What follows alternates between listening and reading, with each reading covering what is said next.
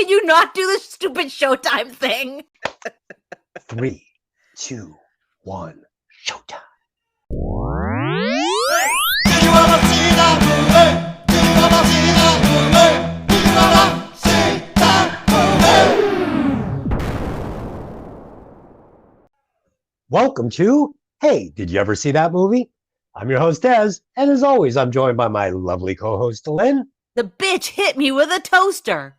Oh, shit. And back from the dispensary, the podcaster with a bad case of the munchies, Pat. What's up? Today, we will be discussing the 1988 Christmas ghost movie, Scrooged, starring Bill Murray and Karen Allen, among others. As always, this podcast will be filled with spoilers. So if you haven't seen the movie, go watch it, then come back and listen to the podcast. But before we get into it, let's run the trailer. I got into broadcasting because I like to give. Hey, that's my cab! Sometimes I found myself hurting from giving too much. Fire these people. But it's Christmas. Bah humbug. You are going to be visited by 3 ghosts. Expect the first one tomorrow at noon. God, tomorrow's bad for me, Lou. I'm the ghost. I'm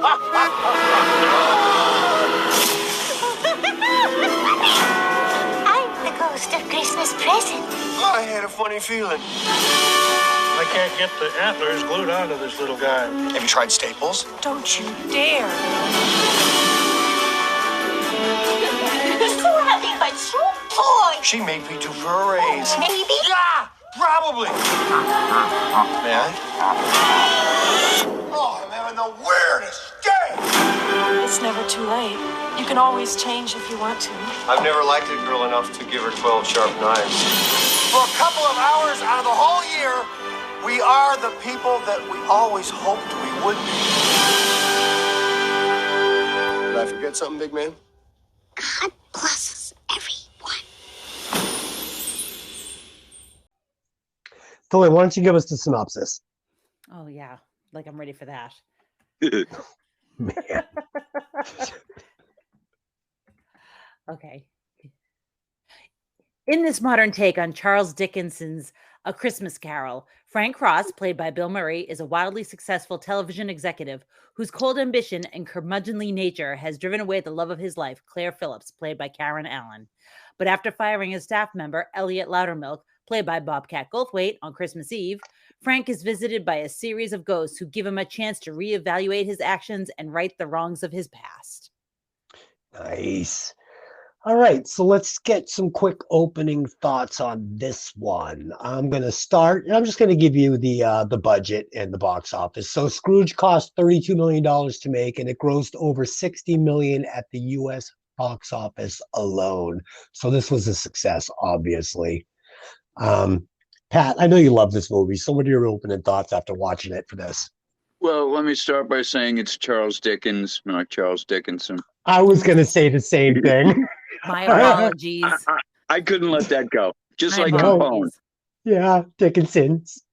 Yeah. Capone Just and like capons. Capone. You can't let the obvious go.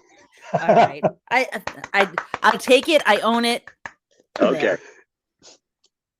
All right, back to the movie. I enjoyed this very much. There's a lot of silliness to it, but that's kind of what I would expect with Bill Murray playing the lead role.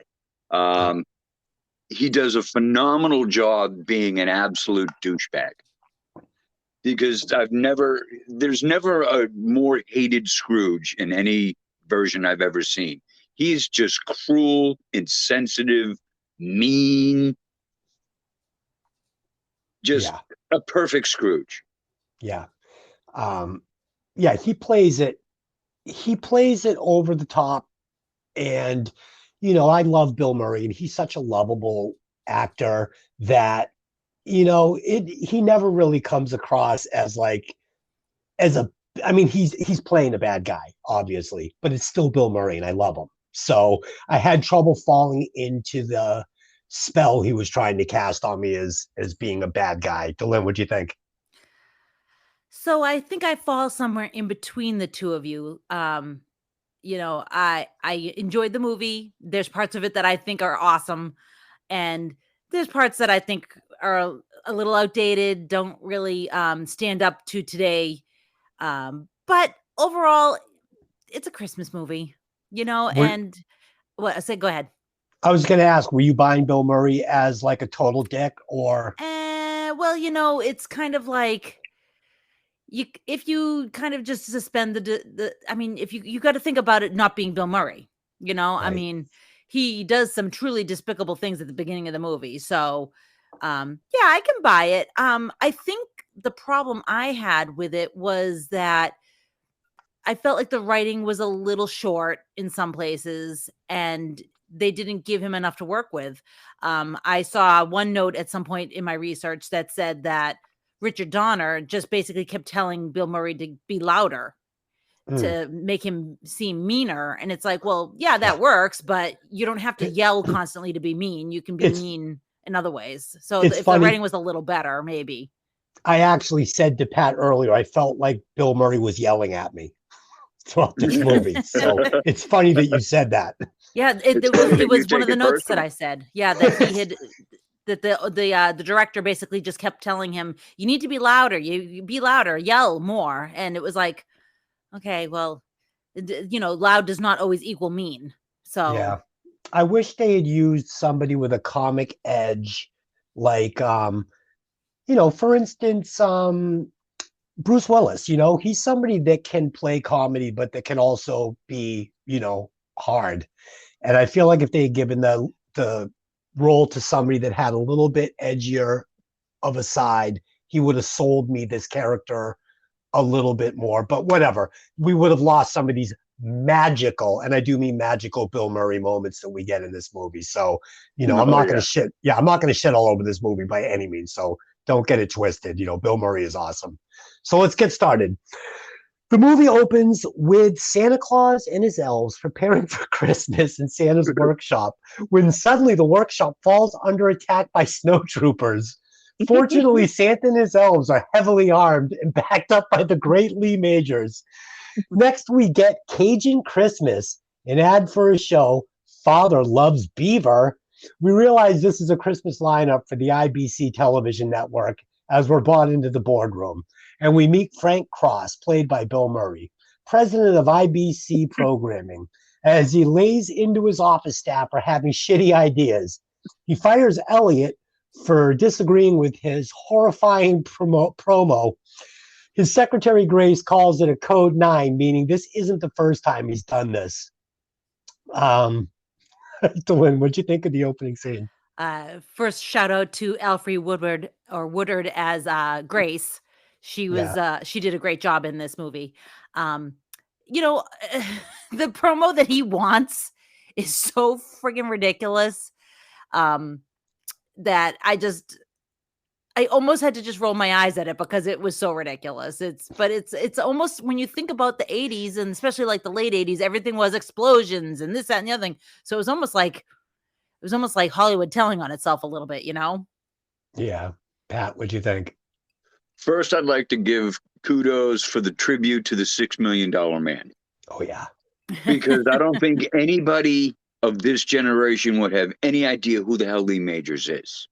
Probably not. Yeah. But in 88, I was 4 years out of high school, and we all remembered who the $6 Million Man was. Mm-hmm. Oh, yeah. And the entire lineup was just absolutely insane. A Cajun Christmas. He's on a flat boat with a gator coming up behind him as he's singing Christmas carols. That couldn't have been more absurd. Oh, all of it. And Father Loves Beaver. And Father Loves Beaver. Let's not even go there. Oh, I couldn't believe when I first saw that was the show. Where's Dad? Oh, you know him. He's out chasing beaver. I'm like, oh my God. Oh, I thought it was hilarious. Yeah, I thought this opening scene, I hadn't seen this movie in forever, and it was totally different than I thought it was going to be. I thought it was actually going to be a funnier movie than it was, but the intro here, at first I'm like, oh, that's nice. Santa's, workshop and his little elves. And I'm like, what? He's attacked by snow troopers. Then they pull out the automatic weapons. I found myself laughing. I thought it was really funny. And then they play the promos, and then they play Frank's promo. And I'm starting to think to myself, like, what? I'm like, it's like, what is this director trying to sell me? Nobody would be running this stuff on Christmas Eve. It's not even, it's so unrealistic. It almost wasn't funny. And then, Bobcat steps in and he's funny. I loved his interaction with Frank here. It's great. And then, Frank orders the code 9. and he freaking tears the lady's son's painting apart. Frank does, rips it off the wall and tears it apart. This was over the top again. It's like, in any real world, she is saying, you know what, buddy? This is my last day. Have a nice day. She's grabbing her shit and walking outdoors. This guy's a fucking psychopath. Yeah. Yeah, they almost made it to the point, like, it wasn't clever. He wasn't like clever, not bad. He was just straight up annoying. a total douchebag. Like, like I literally, if it was me, I would have walked out a long time ago. And I'm sure some of it has to do with the fact that she is on the poor side and she needs the money, and she probably gets decent insurance through IBC. So, I get it that she's kind of sucking it up because of that. But, there's only so much you can do. It doesn't seem like it's a great job, though. I mean, he gives her like fucking dish towels for Christmas bonuses. No, true enough. She's never getting raises. She gets it's the shitty secretary job that she's overqualified for. She's doing everything for this guy, wiping his ass and getting nothing. She would have told him to fuck himself and got another job, in my opinion. Yeah. I did love that when Bill Murray opens his desk drawer and gives himself that little wink in the mirror. I thought that I laughed out loud. I'm like, oh, this is such great Bill Murray. And then, some of the lines he delivers. All right, now I have to kill you all. Now I have to kill all of you after he watches their ideas. They're all so impressed with themselves. That was great. He's flicking Bobcat Goldthwait's ears and shit. It was pretty good. It was a good opening scene, but I could feel the director pushing too hard to sell that this guy was a dick, and he didn't have to push that hard. No, I have to agree. You already knew, one, he's firing Laddermill on Christmas Eve. 2, he totally shit all over their ideas, and his was so terrifying. I couldn't figure out what it actually had to do with Christmas or their promo for their New Year's Eve show. But to have him tear down her kid's artwork and crumple it up and throw it on the floor, that wasn't necessary. No. We already knew he was a total dick. That was just pushed it way too far. Yeah, and they're going to do that a million times in this movie, which is one of the reasons that it didn't totally work for me.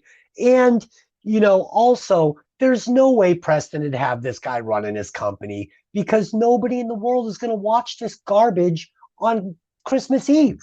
Like, this just isn't real programming that anybody would watch. This TV station wouldn't even exist, right? Like, it's stupid. Have you seen some of the stations out there? No, it's stupid. Sorry. All right, scene 2. While having Grace make up a stingy Christmas list, Frank is gleefully watching Elliot being thrown off the property through his telescope. His boss Preston enters the office and informs Frank he would like some eye candy added to the programming for the cats and the dogs of America.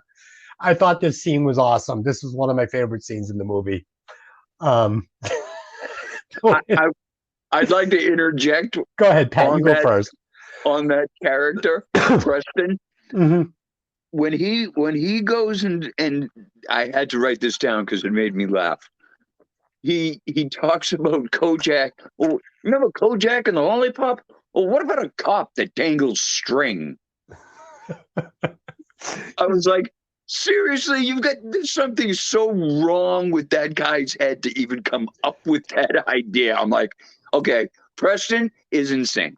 Yeah, so far, Preston's ideas for Christmas Eve are the best ideas I've heard through this movie. At least he wants to put cute things on the screen for puppies and kittens to look at, while Bill Murray and his staff is coming up with, my dad wants to fuck the beaver, and we're going to kill your family on Christmas Eve.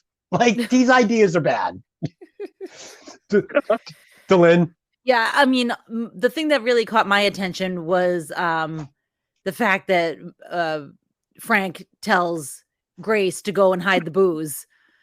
You know, it's like, you know, like that gigantic liquor cabinet. Go hide the booze. It's like, okay. I'm not sure why that seems important. I'm not supposed to be drinking on the job, I guess. But I mean, I think it's not a well-kept secret that he's probably loaded half the time he's on the premises. Yeah, it was funny. I was thinking to myself, you know, could anybody be as mean as Bill Murray, as this just rude of a boss, taking this much pleasure in other people's suffering? And I had to go back through my life. And, you know, I did work for one gentleman that I think enjoyed making people suffer as much as this guy did. What was his name? Lucifer? It was close. I'm not going to say his name on this show, but I think Dylan knows who I'm talking about. Anyway, next we see Frank talking to his brother, James, who is played by his real brother, John Murray.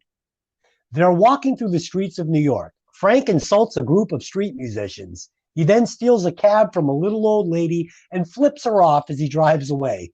Next, we see him giving a speech as he's given the humanitarian award. Pat, what'd you think? Well, I'm glad you started with me, because did you notice when he's complaining about going through the streets and he comes across the band? Yeah. Did you notice that David Letterman's, Letterman's band leader?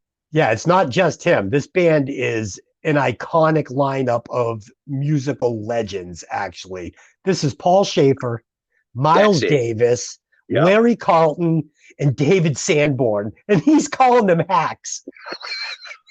I thought when I saw the characters and when everybody that was playing in the band and his reaction to them, I was the same way. I'm like, oh my God, he just made fun of some of the best musicians on the planet. Oh yeah, it was funny. I caught that too. I was like, it was funny because I was watching like, is that Paul Schaefer? And then I backed it up. I'm like, holy shit, that's Miles Davis. That's David Sanborn. I'm like, and he's ragging on him. I thought it was great. It's the glasses. It's Schaefer's glasses that makes you catch your eye, the scene. Yes. Yeah. Yeah. Dylan, what'd you think of him flipping off the old lady? Oh my God. He's like, bye, Nana. She's like, fuck you. I was like, oh boy, what a That's because he was flipping her off. Yeah. But after he's like, hey, you dropped something, and then he steals her cab. That's so mean. Yeah, I did want to mention too that John Murray is in the movie as his brother, but also his brothers Joel and Brian Dole Murray are also in the movie. Joel is a guest at John's party, and Brian plays Bill's on-screen father in the flashback. Oh, cool. So that's his. How many different movies? There's going to be like 3 or 4 movies where there are like 2 or 3 Murray brothers in them. Yeah. Every time I turn around with a Bill Murray movie, there's a brother, there's a brother, there's a brother. Yeah, something else I noticed in this movie is just how bad Bill Murray's skin is. It's so pitted. It's like hard to look at. God, it honestly, I mean, as an esthetician, it's hard to look at his face, but you know what? I kind of just chalk it up to he's a comedian, so he can get away with it. Oh my God. And that balding head, the guy's a mutant. Let's be honest. All right. Nice. Bill Murray. But you love him. Here we see poor Elliot walking the streets of New York at night and drowning his sorrows in a bottle of liquor before being splashed by a cab and dropping said bottle. Next, we see Frank exiting his cab, leaving the humanitarian award behind before entering the IBC building. Here we see Grace and her son Nicholas exiting a subway station into a seedy part of town where we are to presume that they live. Back at Frank's office, he hears a knock at his door. When he opens it, there's nobody there. Moments after he closes the door, it's smashed in by the ghost of Lewis Hayward, his previous boss who had died 7 years earlier. He informs Frank that if he doesn't change his ways, he will be doomed to the same fate he is suffering, and that he can expect to be visited by 3 ghosts. After being dropped from the building by the ghost of Lewis, he awakens in his chair to his phone ringing. It's Claire Phillips, who we assume is an old girlfriend that he hasn't spoken to in 15 years. The office looks fine, leading him to think this may have been a hallucination. But then he finds Lewis's golf ball in his drink. Glenn? I really thought that the special effects for his former boss were pretty cool. Mhm. Like the eyes, he just like crusty old mummy eyes. There's no actually eyeball there. Of course, the mouse coming out of his head was pretty amazing. I wrote that down too. It gave me a giggle. It's like, oh my God. And he's pushing a golf ball out of the head. So I got a good giggle of that. And of course, leaving the humanitarian award in the cab after talking about how he was going to cherish it forever and all of that was, I mean, obviously we know he doesn't deserve a humanitarian award. So, of course it was already garbage. It was just lip service to get him there and put a name on the award. But yeah, that was just the icing on the cake at that point. Yeah. Pat, what'd you think of the scene? First off, her kid's name is Calvin. I think it's Nicholas. No, it's Calvin. He does have a son, Nicholas, but she's not coming down the subway stairs with Nicholas. She's coming down the stairs with Calvin, who doesn't speak. Well, she has 5 fucking kids, so sorry. So how does she have the energy? And I had to make a note of this. This kid is old enough to walk. Why the bloody hell is she carrying him down the stairs of the subway? Yeah, he can't talk. He can walk, right? He can't talk. What? He can't walk either? I hated this kid. Oh, no. I'm joking. All right. So for the rest of the podcast, every time I say Nicholas, just assume I'm talking about Calvin. Oh, no. Oh, you need help. Oh, God. Okay, let's continue. Go ahead, Pat. I loved the entrance for the ghost. He's pounding on the doors. You're seeing fist prints in what's supposed to be a wood door, but clearly looks like metal now. Mm-hmm. Oh, yeah. And then it explodes. And when he walks in and he cries out, "Ooh-wee, that was a good one." I was in tears. It was a great scene. Absolutely hysterical. He makes himself a drink. Bill Murray pulls out a gun and just in the total comical way, he's yelling out as he's pulling the trigger, "Blam! Blammo! Blam! Blammo!" And I'm like, in my head, I'm like, what the hell is he doing? Yeah, I love that scene too. I love the way Bill Murray played it. Blammo! Bang! Whoa! I thought and then it was when great. he takes the drink and it's just coming out the holes, that old gag from Tom and Jerry. Looney Tunes. I wrote that down. They played the old Looney Tunes thing, shot with 1,000,000 bullets. You miss me until you drink water and you look like a spraying fountain. And I couldn't get past how funny the mouse pushing the golf ball out of the skull was. That was hysterical. And then climbs right back in the hole again. Oh my God, that was so funny. They did such a great job with his costume, like Delynn said. It was a great 7-year-old corpse. Yeah, like the practical effects were really nice in that. Yeah, if I'm not mistaken, this was nominated for an Oscar for special effects. Yeah. Oh, I don't know, but it should have been because honestly, the special effects were pretty good. And, obviously when he pushes him through the glass, it's a great scene, but the special effects are a little suspect. I mean, but it was 1989 or 88. So 88. So, you kind of have to forgive it a little bit. It was a pretty decent looking special effect for that time, but everything else is practical.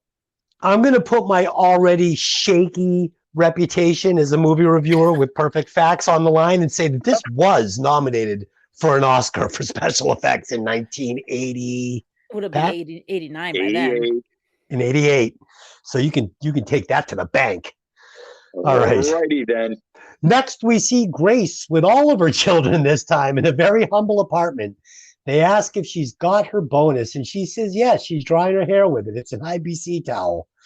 They don't have money for a Christmas tree, and the older children have dressed young Calvin like a tree. Next, in Frank's office, we find out that his Scrooge promo has frightened an old woman to death, and he is thrilled by this news. While pushing for partial nipples, Frank is surprised by his old flame Claire Phillips showing up on set. Next, Frank physically assaults Grace's small child, Calvin, before suggesting that she beat him. Pat? Okay, you really chopped that scene down. It's probably one of my, probably in my mind, other than when he deals with Carol Kane in the future scenes, probably one of the funniest scenes is when he is in there talking to the censor. The censor is complaining that this dancer, she can't wear the outfit because plainly you can see her nipples. And Frank Cross's response, and I quote, "I want to see her nipples. Charles Dickens would have wanted to see her nipples." And the two stagehands cued in perfectly. Yeah, you can hardly see them nipples. Yeah, and they're really looking.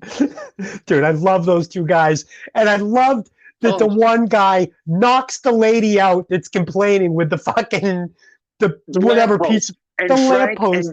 And all Frank does is say duck, and it hits her square in the head.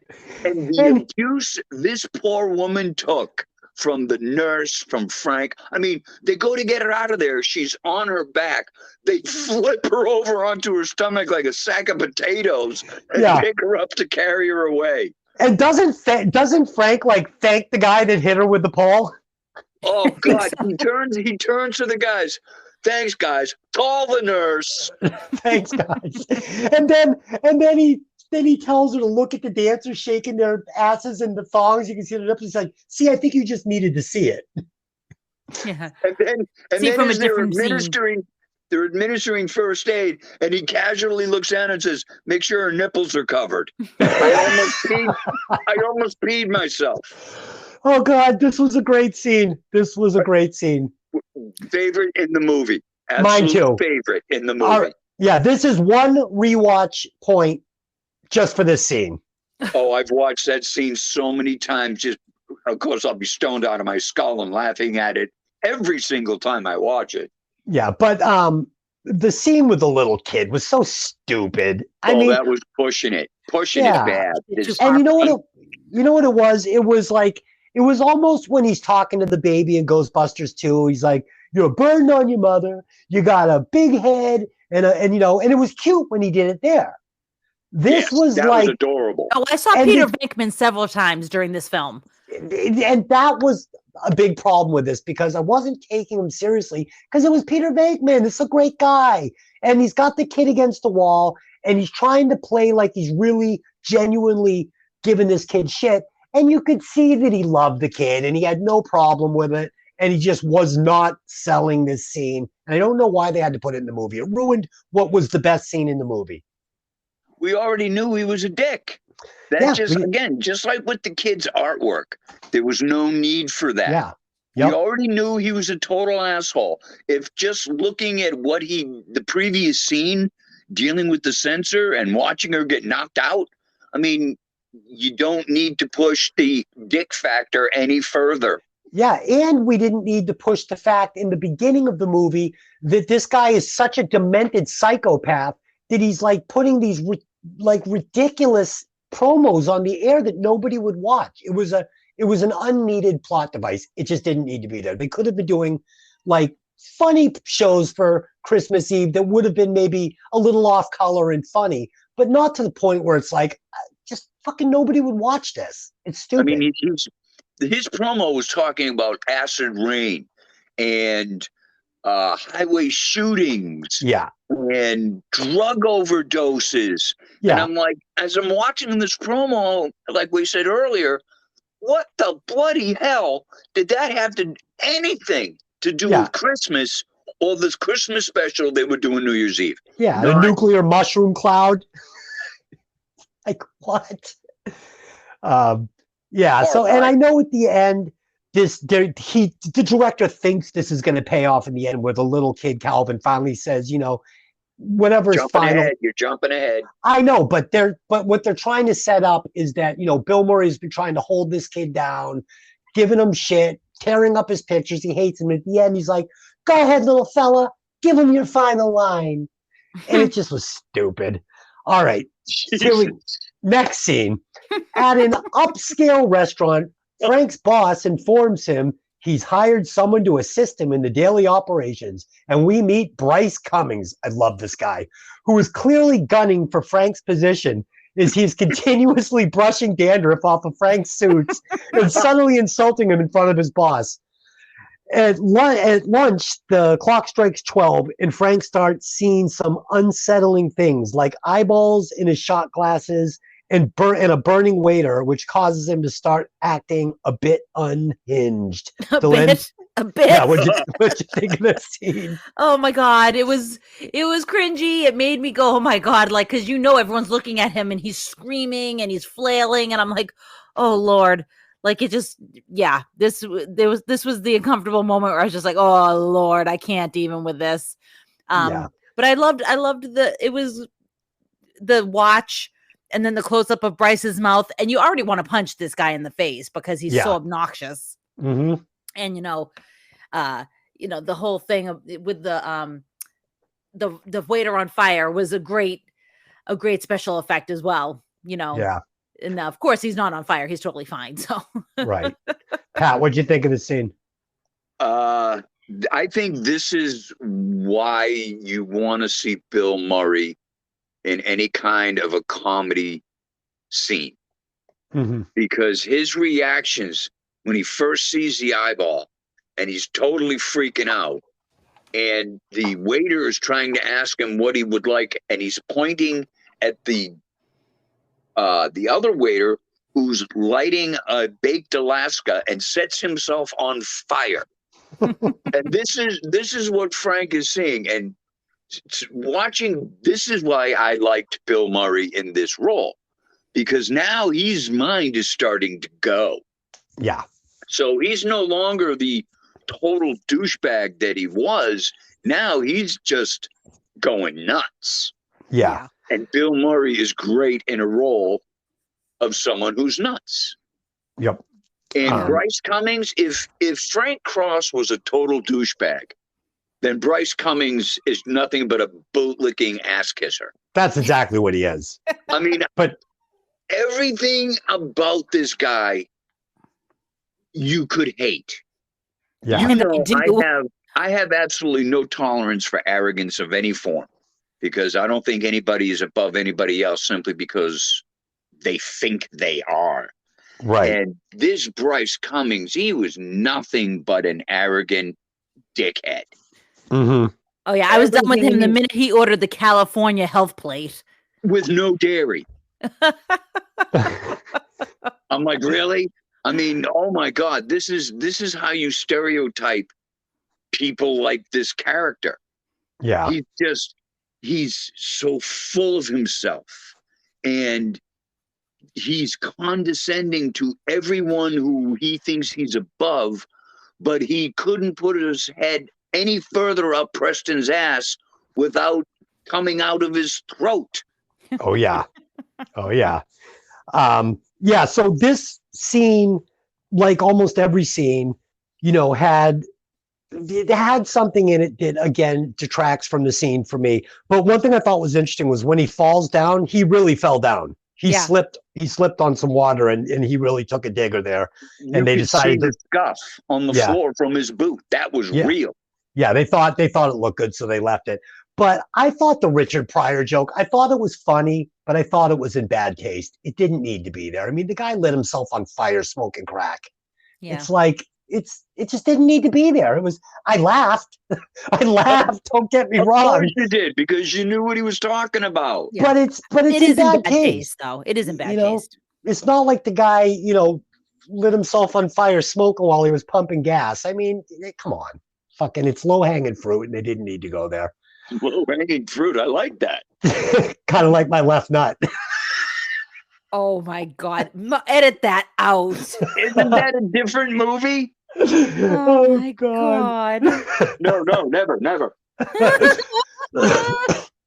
All right. So Bill Murray abruptly exits the restaurant and jumps into a cab where he is confronted by the driver, Ghost of Christmas Past, played by the great New York Dolls frontman David Johansen, who we have discovered is not from England, but is from New York City. I wonder why. I mean, he was in the New York Dolls. He takes him for a wild trip through his past. He's shown a brutal Christmas Eve where, as a 4-year-old, he's given 5 pounds of veal for Christmas instead of a choo-choo train he wanted. His father says, if you want a choo-choo train, get a job. The scene brings tears to Frank's eyes. We also learn here that Frank was raised by the television, and a lot of his memories are actually just shows that he watched as a child. We get a scene of a Christmas party at IBC where Frank was nobody, and some flashbacks to him and Claire and how they met and how it eventually ended between them. Lynn? Yeah, poor old Lumpy. Yeah. Yeah. Of course, loved David Johansen in this role. Thought it was fantastic. Totally. He cracks me up pretty much every time he gets on television. So, I mean, I loved him in The Dolls. I love him when he acts. It's all good as far as I'm concerned. Totally. Yeah. So hey, you know, I gotta say, 5 pounds of veal. That was back then. That was like $50 worth of meat. Like he probably could have just given the kid a choo-choo train and been done with it. I'm not quite sure why he gave him veal. Well, because he's a butcher. Oh, that's right. So it was free. He basically was giving them free meat. Yes. Oh dear. Wonderful. Pat, what'd you think? Okay, let's get into this one.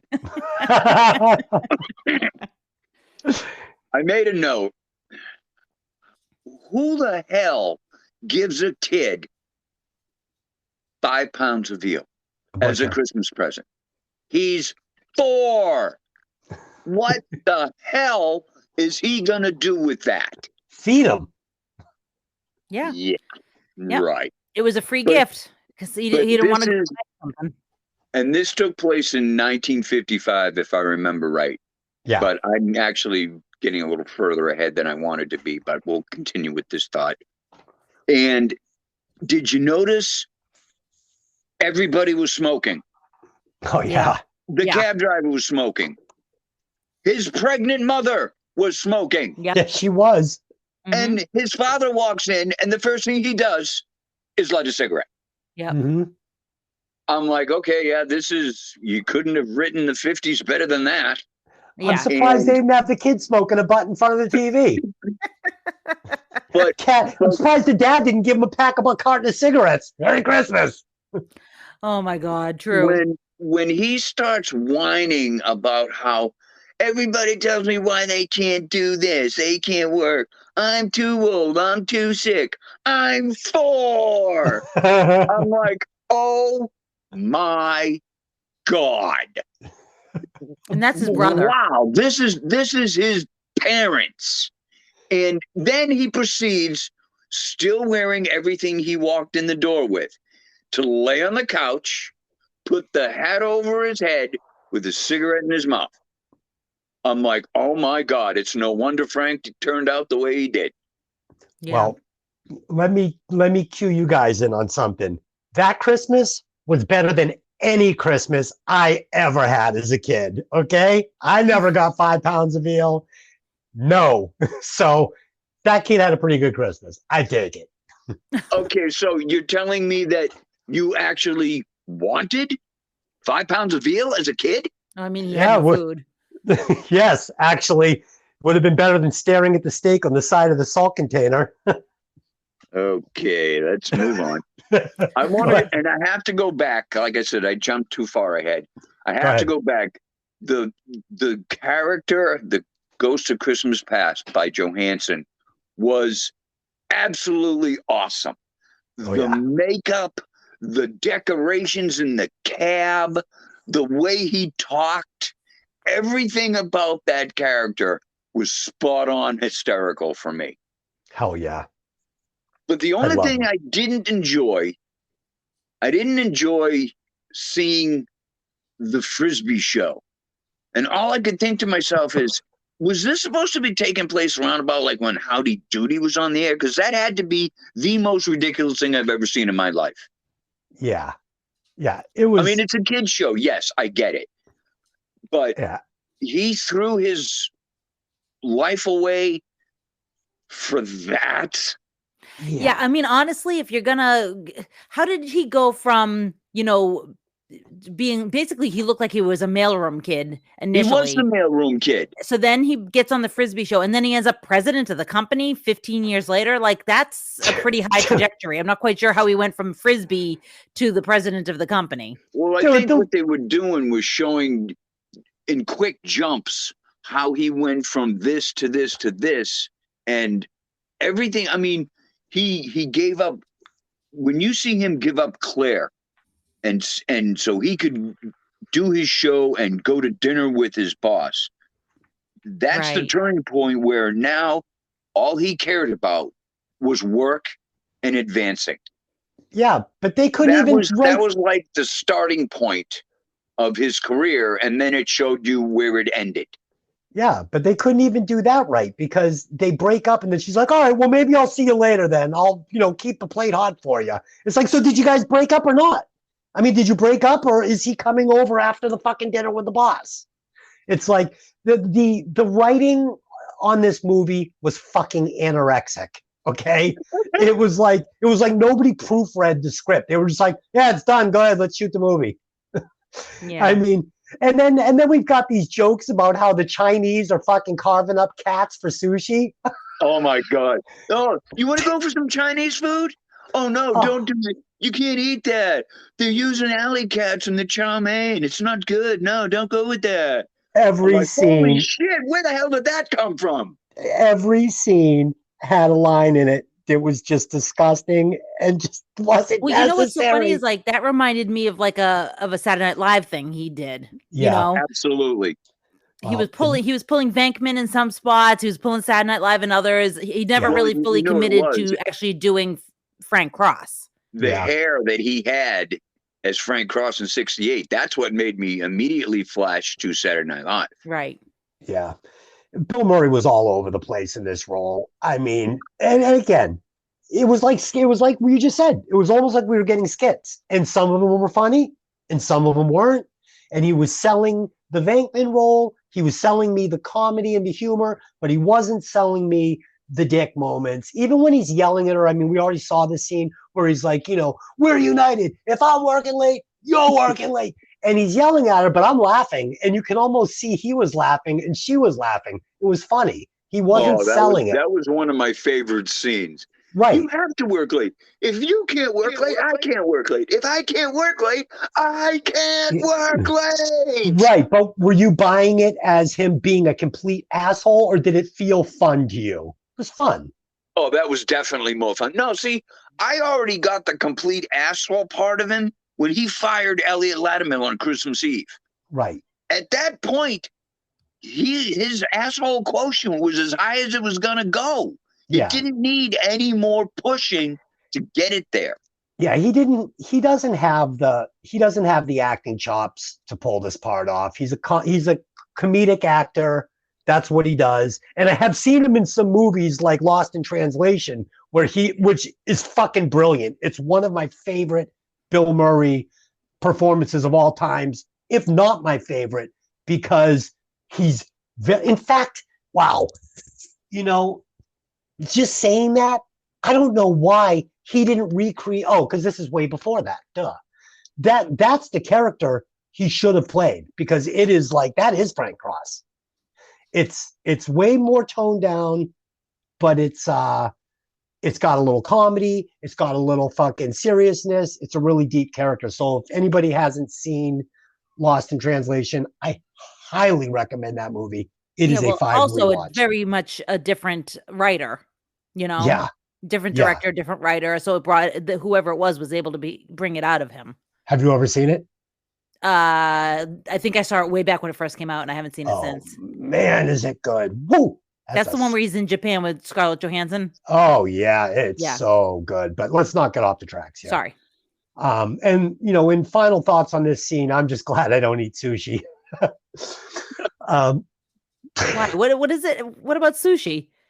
the Chinese carve up cats, alley No, cats to make he it. was saying chow mein. He never said anything about The sushi. That's chow mein, you Japanese. fucking Well, dumbass. I don't need. God. I don't need. I don't Are need you chow fucking mein for either. real right now? I don't need Sushi? chow. Listen, I don't I'm the one that's supposed to be stoned here, dude. You can't take that from me. I don't eat chow mein, and I don't smoke weed anymore. Oh Yeah, boy. I think I smoked enough weed back in the day Little to residual. cash in. Yeah, it's a little residual here. Oh, okay. Is that what it is?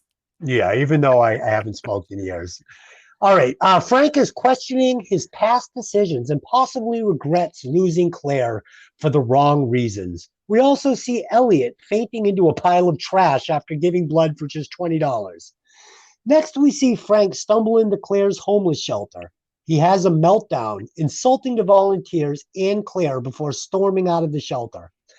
It's clear she's hurt by this and wants to reconcile her relationship with Frank. Back on the set of Scrooge, everyone leaves for a dinner break. The lights go down, and Frank is introduced to the ghost of Christmas Present, played by Kane. She's enjoying kicking Frank's ass before taking him on an eye-opening journey, showing him how his actions are affecting the people around him. We learn that Grace's son, Calvin, witnessed his father being killed, and that's the reason he hasn't spoken since then. Also, we get a scene from Frank's brother's Christmas party where we see Grace replace the towel with a VCR. Despite Frank never showing up and always giving terrible Christmas gifts, his brother toasts him and wishes he were there. Next, we see homeless Herman frozen solid. Thoughts, Pat, on this scene? Okay. Frozen Herman doesn't come up until later in the movie. Sure? Yes, I'm sure. No, Because I think it happens here. It does. He's outside the shelter when Bill Murray stumbles out.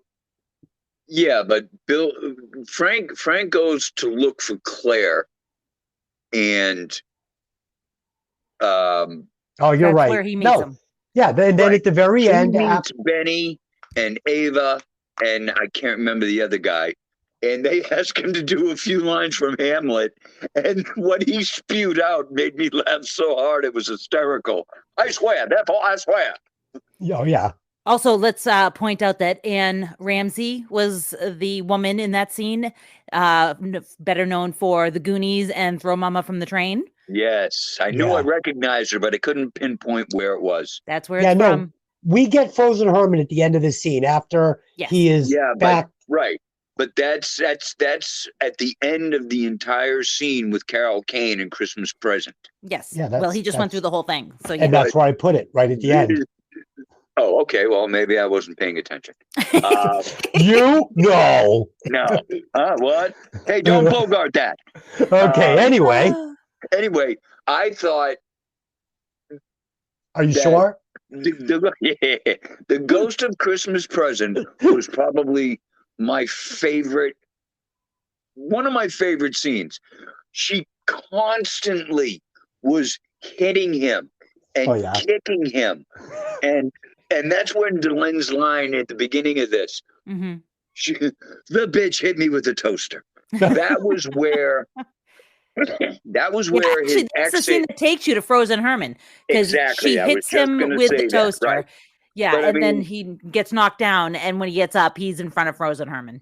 But the things that she does to him, he's slapping and pulling on his lip. And one of my favorite lines in the entire movie, he finally gets pissed at her and says, "If you touch me again, I'm gonna rip your goddamn wings off." I swear to God, when he delivered that line, I thought I was gonna pee. Oh, but her line back is even better. She's like, "I like it, the rough stuff." Oh my God, she was awesome. Carol Kane was absolutely hysterical. I love her every single time she's in just like David Johansen. I love her. As far as I'm concerned, she's the MVP of this movie. She was the best part. Oh, absolutely. And when she's trying to show him the different parties, like when she punches him and he falls down the stairs into his brother's condo. Yeah. Oh Yeah. my God, that was hysterical. Yeah. Yes. Yeah. She was Simca from Taxi, right? Yes. Yes, she played Laka's girlfriend, I Wife. think. Yeah. Yeah. Anyway, he's when his brother starts to tell everyone what he got him for Christmas, and Carol Kane sticks her fingers in his ears. Oh my God, that was. I know something you don't know. I know something you don't know. Oh my God, she just tortured him. Yeah. Favorite ghost in the movie because she just beat the hell out of him. Yeah. Yeah, When she pulls his lip, she actually pulled it so hard that it ripped his lip, and it took a couple days for it to heal. Oh, That really? was so funny. Yeah. And she's licking his ear because he can't. She won't. He hasn't given what's the secretary Grace's a raise in forever. Yeah. She kept flicking his ears. Well, maybe she's overdue. Okay, I'll have to look into it in the morning. And she just wouldn't give up. It was awesome. Yeah. Yeah. And he's threatening to fire her in this scene because she gives the brother a VCR. You know, so we're seeing this guy toasting him, and and fucking Frank is still pissed that she gave him the VCR. Yeah. Also, Yeah, can we just point? Oh, go ahead. I would say, but he does at the end of the scene give in to the fact that it's kind of okay. It's a tax write-off. Yeah. Yeah. Jesus. Yeah. I'd also like to point out that Carol Kane plays the Ghost of Christmas Present. One of the questions when they're playing trivia is about in the Addams Family, what instrument did Lurch play? And Carol Kane went on and played Grandmama Addams in the Addams Family Values in '93. So, no kidding. Yeah, so that was a little. Yeah. And then I loved how Frank got all kinds of pissed at his brother because he couldn't remember the name of the ship that took them all to Gilligan's Island. Yeah, that's where I was going. I was yelling at the TV. Gotta know this. The SS Mackerel. I wanted to throw up. Oh, God. All right. Again, Frank wakes up on the set of Scrooge. He's acting erratic. Bryce suggests he go up to his office and relax. We now see the live broadcast of Scrooge starting. Frank watches from his office while looking at a blood moon. I thought this was a nice scene. Oh, that was a great scene. At this point, he's visited by the ghost of Christmas future, but not before a gun-wielding Elliot shows up looking for revenge. After narrowly escaping Elliot's gunshot blasts, Frank falls into an elevator with the ghost of Christmas future. He is again taken on a disturbing journey, showing how his actions will negatively affect the people around him in the future. He finally sees his choices lead to his own demise when he's shown his own funeral. He awakens from the vision to see Elliot pointing a shotgun at him. But full of joy, he makes up with Elliot, giving him a promotion and an office, and doubles his pay. Frank and Elliot run down to the set of Scrooged. While Elliot holds the engineer booth at gunpoint, Frank goes live on the TV show to give a heartfelt speech to the nation. Claire hears his speech and comes to the station with help from the New York Dolls frontman, David Johansen, from New York City. Even though Frank and Elliot have both had major psychotic episode breaks, everyone, including his boss Preston, falls under the spell. Nicholas speaks the words, God bless us. Oh, I'm sorry. No, Calvin speaks the words, God bless us, everyone. And Claire and Frank get back together, and everyone lives happily ever after. I call bullshit. There's no fucking way this movie ends like this, okay? Ellie and Frank, at the very, very best, they're both going to a nut house for like 3 years and then finishing their time out in like a federal penitentiary. More likely, though, Elliot is killed in a police shootout because he's already opened fire on this staff in the room. The engineers up there are all getting, counseling and having nightmares for years. I mean, that poor lady thought she was going to die when he shot the shotgun right over her head. I mean, this is disturbing. This is a disgruntled employee going into a place of business with a weapon and all but killing everybody. And it's all done because Frank told them to do it. These two have completely lost their fucking minds. They're torturing people. They're holding people at gunpoint. You cannot gloss over this. This does not work. This writing is fucking dog shit. And I'm not buying it. I'm not eating it. Delin, I'm going to give you first because Pat is going to have a ton to say about this. So, Delin, go ahead. Okay. First, yeah, you're absolutely right, especially in this day and age where gun violence is such a huge problem. You know, it doesn't fly to watch it. I'm just like, oh yeah, that wouldn't have been good. But backing up a little, I will say I loved the practical effects of the Ghost of Christmas Future when he opens up the robe. Yep. and there's all the little people living under his ribs. I was like, that's pretty clever. Did our people do that? And then, of course, like his face, instead of being a skeleton, was like a TV screen. And I was like, that's actually pretty kind of cool when you think about it, especially the fact that Frank has lived and died by television his entire life. I love that. Yeah. So it was that was actually, I thought, was a really cool idea and was executed well. So, I definitely would like to make sure I point that part out.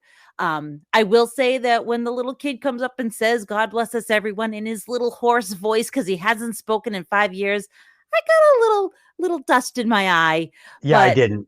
Well, I know you didn't. Shocking. But, I got a little dust in my eye. I thought it was cute and special, and I appreciate it. But I mean, the whole Bill Murray riffing for like 20 minutes was like, oh, okay, like, yeah, and still being arrogant, shoving his tongue down this like dancer's in her mouth and making out with her to make a point that he still loves Claire. It's like this guy is still just a pompous, arrogant asshole. His speech is shit. I'm not feeling any touching emotions. The little kid, his line was the only thing that was even remotely touching in this last 20 minutes of this movie. Fuck this movie. Continue. I mean, you just completely bulldozed what I was saying, but okay. Sorry. I mean, you're repeating yourself at this point, but That's because I'm fucking pissed. I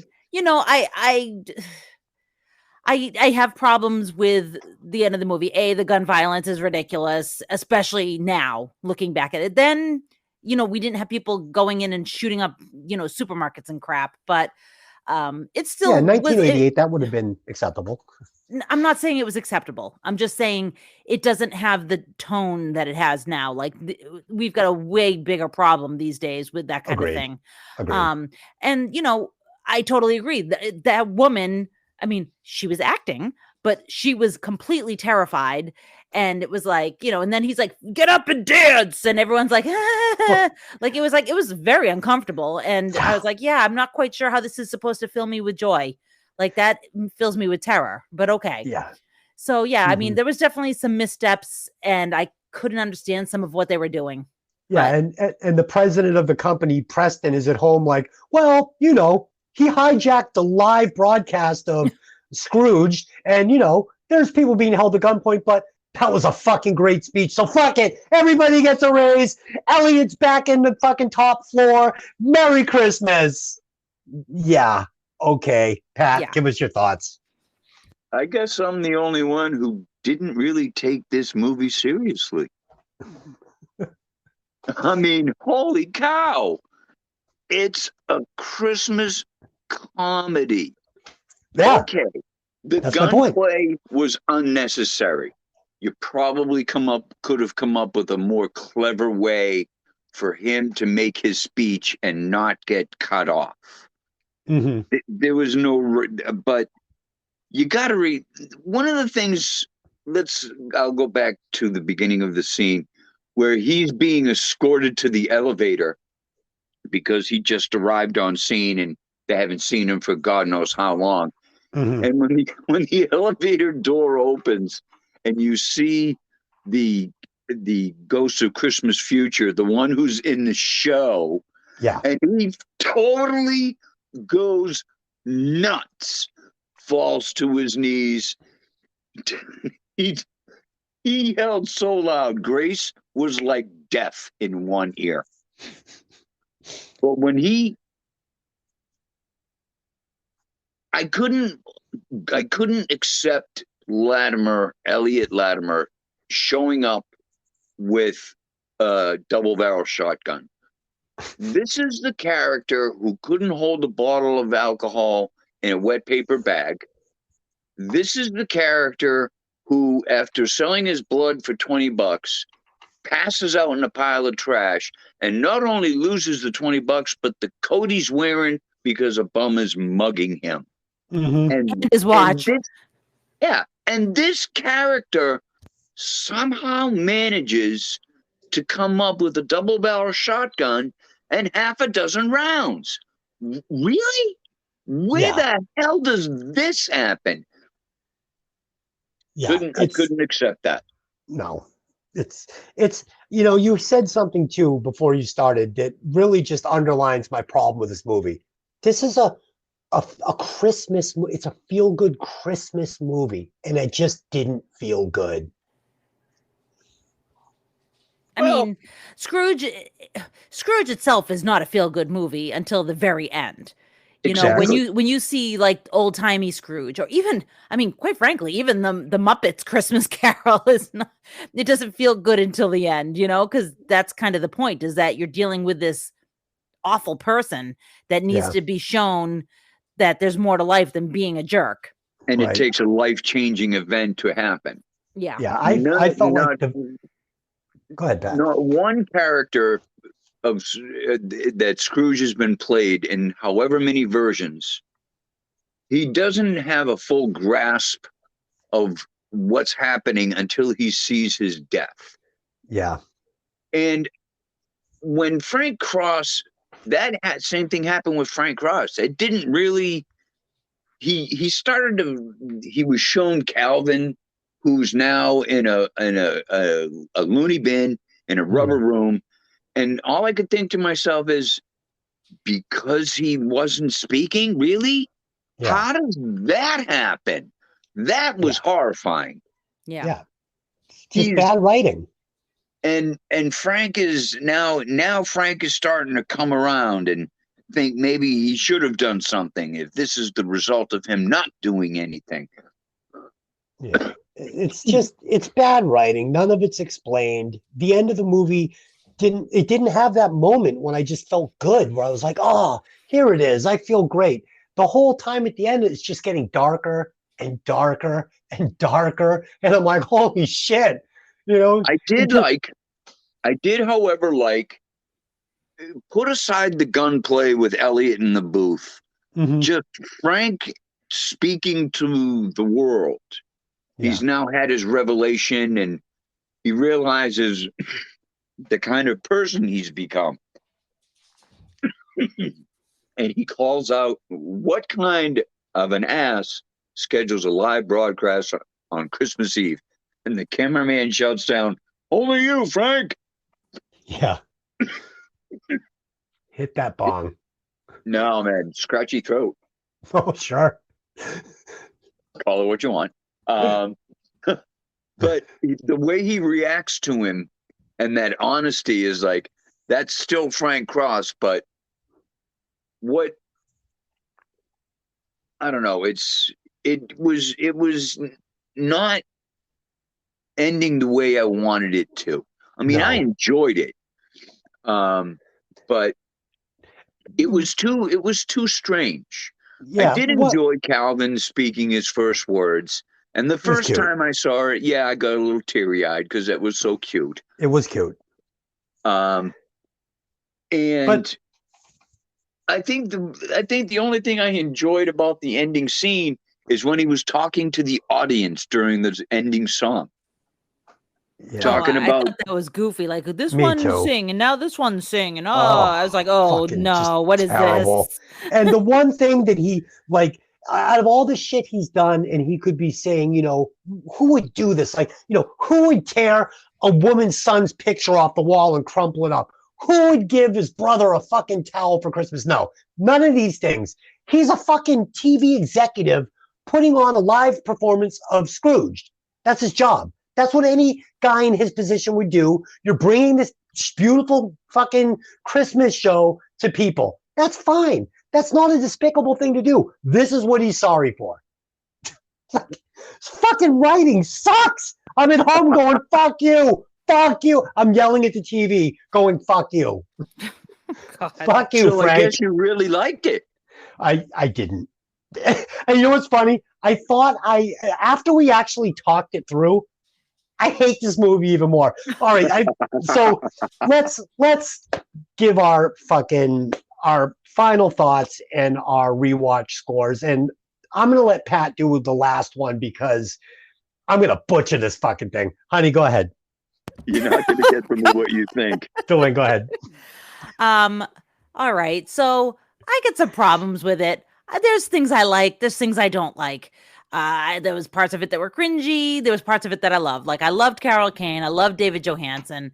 I'm going to just go ahead and give it a straight up 3 because I feel like there's a bunch to like here, even though there's a bunch that I didn't like. So, if you like Christmas movies, you'll like it. If you like Bill Murray, you'll probably think it's okay.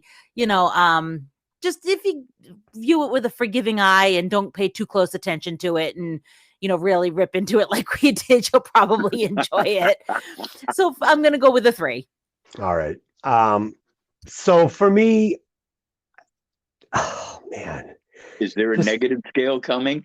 This movie is a pile of steaming dog shit, especially being a Christmas movie. Bill Murray had some fucking brilliant scenes in this where I was laughing out loud. Yes, absolutely.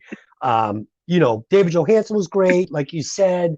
Carol was great. Carol King, that's her name, right? Laka Sinka. Yeah, Carol King. She was great. And like I said, there were definitely some funny scenes in this where Bill definitely pulled it off. But this movie just is terrible, man. It's directed poorly. It's written poorly. The plot is full of holes. The ending is dog shit. There was no character growth for Frank. He never changed. Bill Murray didn't have the acting chops to pull off this character. This movie was just fucking terrible. And I would give Christmas Vacation like a 3 or a 3.5. There were some scenes in there where, again, Griswold and Cousin Eddie are going to prison. Why are we reviewing Christmas Vacation? Well, because I have to just kind of have to compare. Like, that's a Christmas movie with some really hard to buy scenes, but it's still a decent movie and it makes you feel good. It's a Christmas movie. This is just trash. So I'm giving this 1.5 rewatches. I will never watch this movie again. And fuck yeah. So that's where I'm at. Pat, go. Okay. First, let me say, I have 3 favorite Christmas movies that I will watch yearly. And the only time I watch them is on Christmas. Mm-hmm. This is one of them. The other 2 are the Santa Claus and the Santa Claus 2 because I am a big Tim Allen fan. Mm-hmm. I watch those all the time. Now, I'm not saying there's faults or there's nothing at fault in Scrooged, because I'm the first one to admit I'm fast forwarding through scenes I want nothing to do with to get to what I enjoyed. Mm-hmm. There's just the ending isn't what you really want to see. Bobcat Goldthwait did a great job as Elliot Lattermill, but there's no way he's slinging a double-barrel shotgun in that building. That was absurd. Absolutely absurd. Frank could have gotten his message out. The only thing I did like to see, I want to make a point. There was a funny scene in this that we skipped over that I laughed my ass off. When Preston was watching the broadcast with his wife, and Frank stumbled onto the scene and is now camera on, and he totally is losing it. Mm-hmm. He's getting angrier by the second because Frank says to the crowd, what are you doing watching TV on Christmas Eve? And Preston yells out, they're paying your salary, asshole. Yeah. Yeah. He got so angry, he kicked the cat. He did. Okay. Yeah. You got it. That is the highlight of the ending of the movie. When he got so angry, big wind up. He was punting for the end zone. Beautiful And cat. all you hear is the cat cry out. And I was like, oh, yeah. Yeah, I was hoping to see that. Another feel-good movie in this Christmas movie when Preston kicked that beautiful cat. Just filled me with joy. Oh, Jesus. Anyway, so let's hear that score. I'm gonna give it a 3. A 3. Okay, that's acceptable. So let me add these up. So we've got a 3 from Delyn. We have a 3 from Pat, and we have a 1.5 from me. So I am going to give this gem of a Christmas movie, this feel good, gather the family around the TV on Christmas Eve with some hot eggnog and some loving moments. I'm going to give this movie 2.25 rewatches. That's a score. Yeah, I mean, I think that's fair. Yeah, 2.25. And I mean, again, Bill Murray had some nice spots in this, but it's a piece of shit. We will be back. I want to thank you, Delyn. I love watching movies with you. Why don't you sign off now and go take care of our dog before he dies in the living room so I can hear him throwing himself around. Yeah, I'll go get him. Okay, so thanks. I'll talk to you later. Okay. And Pat, thank you for joining us. It's always a pleasure doing business with you. And I loved arguing about this movie with you. I thought it was a ton of fun. Like I said, you don't have to like the movie; just have to like doing the podcast for it. Absolutely. We've both been on the opposite sides of the fence. You've loved movies I've hated. You've hated movies that I've loved, but we always have a laugh talking about it. Absolutely. And I want to thank the listeners for supporting the podcast, stopping by and listening to the podcast. And I urge you to go to our Facebook page. Hey, did you ever see that movie? And join the group. And for the end of the month, New Year's Eve show, we will be choosing a movie that you, the listeners, have suggested. So leave your suggestion there. We're going to pick one and we're going to do it. And we're going to give you a shout out.